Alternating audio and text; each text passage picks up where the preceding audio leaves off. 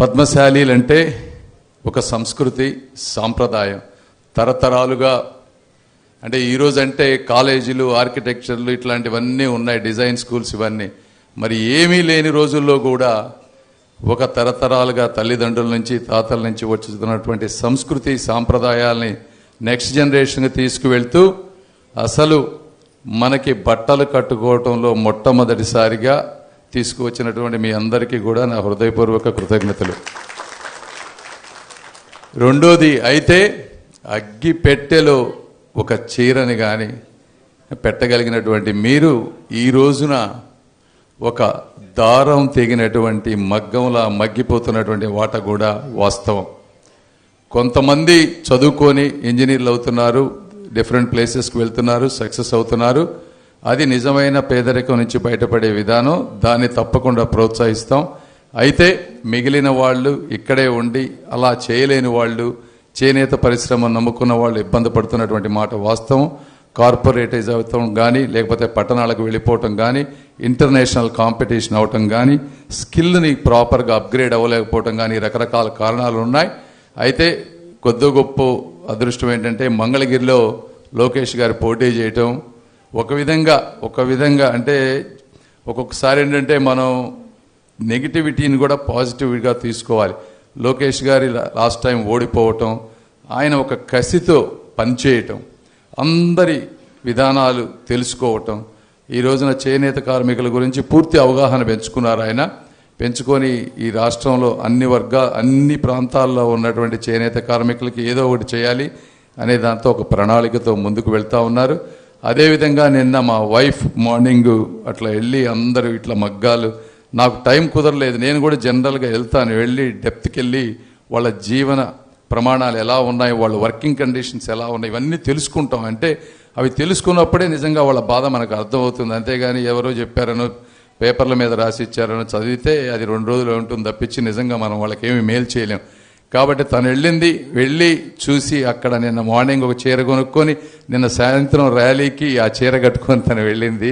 అంటే తను చెప్తా ఉంది, నాకు నిన్న సాయంత్రం మేము ఇంటికి వెళ్ళినప్పుడు నైట్ 10ంటికి ఇట్లా వీళ్ళ పరిస్థితి ఎంత ఇబ్బందికరంగా ఉంది, పాపం వీళ్ళు ఒక చీర చెయ్యాలి అంటే 7 రోజులు పడుతుంది, ఒక రోజుకి ఎంతో 400-500 వస్తాయంట, 400-500 వాళ్ళు ఎలా బతుకుతారు, వాళ్ళ చేతులు కానీ వాళ్ళు చేసే విధానం కానీ ఆ వంగేదంతా చూస్తే బాధేసింది, వాళ్ళకి ఏదో విధంగా చేయాలని తను చెప్తా ఉందంటే అంటే ఈ టైం ఇళ్లల్లో ఏంటంటే మేము ఈ టైప్ ఆఫ్ డిస్కషన్స్ చేస్తాం. అంటే ఇద్దరం కూడా మేము వచ్చిన విధానం ఏదో ఒకటి మంచి చేయాలి కాబట్టి మా ఆలోచన విధానం అలా ఉంటుంది అని మీ అందరికీ నేను తెలియజేసుకుంటా ఉన్నా.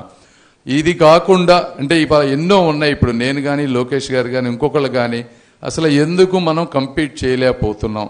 సరే, ఇది అసలు కంపీట్ ఎప్పటికీ చేయలేమా, మనకు కాస్ట్ ఎక్కువ అవుతుందా, లేకపోతే మన మార్కెటింగ్ స్కిల్స్ కరెక్ట్గా లేవా, లేకపోతే డిజైన్ స్కిల్స్ కరెక్ట్గా లేవా, ఇవన్నీ 1 by 1 ఇప్పుడు మీరు ఉన్నటువంటి అసోసియేషన్ పెద్దలందరితో కూడా కూర్చొని ఎలక్షన్ అయిపోయిన తర్వాత దాంతో మాట్లాడి దానికి నా వంతుగా మనోహర్ గారు చెప్పినట్టు ఏ రకమైనటువంటి ఇన్పుట్ స్కిల్ డెవలప్మెంటో లేకపోతే ఇంకోటో తీసుకొచ్చి ఎంతో కొంత ఈ సంస్కృతి సాంప్రదాయాలను నిలబెట్టే, నేను అంత అద్భుతాలు చేస్తామని మీకు చెప్పటం లేదు, ఎంతో కొంత అంటే ఇప్పుడు మీరు చూస్తే జగన్మోహన్ రెడ్డి గారే ఉన్నారు, 5 సంవత్సరాలు పరిపాలించారు. మనిషి అనేవాళ్ళు ముందు ఒక ఎఫర్ట్ పెట్టాలి, అంటే ఈ వ్యక్తుల బాధలను అర్థం చేసుకొని ఏదో ఒక ప్రయత్నం చేయాలి. ప్రయత్నం చేసిన తర్వాత ఇది సక్సెసా ఫెయిల్యూరా అనేది ఓపెన్గా ఆనెస్ట్గా నిజాయితీగా చెప్పి ప్రజలను సక్రమమైన మార్గంలో పంపించాలి తప్పించి ఏదో 4 ఓట్ల గురించి మనం చేయకూడదు. అంటే అటువంటి ప్రయత్నం జగన్మోహన్ రెడ్డి గారు మీకే కాదు ఏ వర్గానికి కూడా ఓట్లు వేసుకున్న తర్వాత ఆయన బయటకు వచ్చిన పరిస్థితి లేదు. మిమ్మల్నే కాదు ఒక ఎమ్మెల్యేనే తోటే ఆయన మాట్లాడరు, కొంచెం బటన్ నొక్కితే సరిపోతుంది అనుకుంటా ఉన్నారు. ఈ విధంగా 5 సంవత్సరాలు కనుక వదిలేస్తే కొన్ని వర్గాల ప్రజలకి తరతరాల భవిష్యత్తు నాశనం అయ్యేటువంటి పరిస్థితి ఈ రోజున. అయితే మేము మనోహర్ గారు కానీ నేను కానీ లోకేష్ గారు కానీ వీళ్ళందరం కూడా మీ ముందు బాధలు విని ఇవన్నీ ఏదో విధంగా చేయగలిగినంత సహాయం చేస్తామని మీ అందరికీ మనస్ఫూర్తిగా తెలియజేసుకుంటా ఉన్నాను. ఇది మీ వృత్తి విధానం అయితే, రెండవది అసలు నిజమైన జీవన విధానం. అంటే ఇప్పుడు చూస్తూ ఉన్నాం చాలామంది పేదవారు ఉన్నారు, ఈ విధంగా కొంతమంది ఇళ్ళు కూడా కట్టుకోలేరు, చాలా రోజులు పడుతుంది ఒక ఇల్లు కట్టుకోవాలంటే. జగన్మోహన్ రెడ్డి గారు 1 సెంటు పట్టాలు ఇచ్చారు, మంచిదే. అయితే అందులో విపరీతమైనటువంటి అవినీతి జరిగిన మాట వాస్తవం. 10-20 లక్షల రూపాయలు చేసేటువంటి స్థలాల్ని ఎకరాల చొప్పున 20, 30, 40 లక్షలు 2-3 రెట్లు ఎక్కువ పెట్టి కొని మరి అవినీతి చేశారు. ఎమ్మెల్యేలు చేశారో వాళ్ళ మనుషులు చేశారో ఎవరు చేశారో కానీ అవినీతి విపరీతంగా జరిగింది. అది లేకపోయింటే ప్రతి ఒక్కళ్ళకి కూడా 2-3 సెంట్ల స్థలము, లేకపోతే కనీసం 1 సెంటు స్థలమైనా కూడా ఊరికి దగ్గరలో కొనుక్కోగలిగేవాళ్ళు.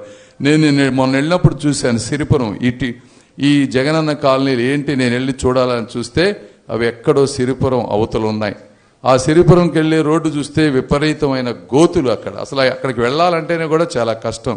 అక్కడ ఇళ్ళు కట్టారు, కొన్నిటికి పిల్లర్స్ ఉన్నాయి, కొన్నిటికి పిల్లర్స్ కూడా లేవు. ఆ ఇళ్ళకి పిల్లర్స్ లేకుండా బ్రిక్స్ మీద స్లాబ్ వేసి ఇళ్ళు కట్టారు. అవి ఏదన్నా రేపు పడితే ఇప్పటికే కొన్ని క్రాక్లు ఇచ్చున్నాయి.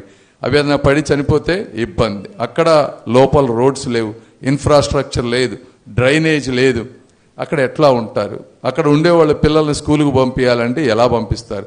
అక్కడి నుంచి వర్క్కు రావాలంటే తెనాల్లో వర్క్ ఉంటుంది, వచ్చి వెళ్ళాలంటే ఎంత కష్టం. ఇవన్నీ ఏంటంటే ఆలోచన లేని విధానం తప్పించి నిజంగా ప్రజలకు మేలు చేయాలనుకునే వాళ్ళు చేసేటువంటి పద్ధతి కాదు.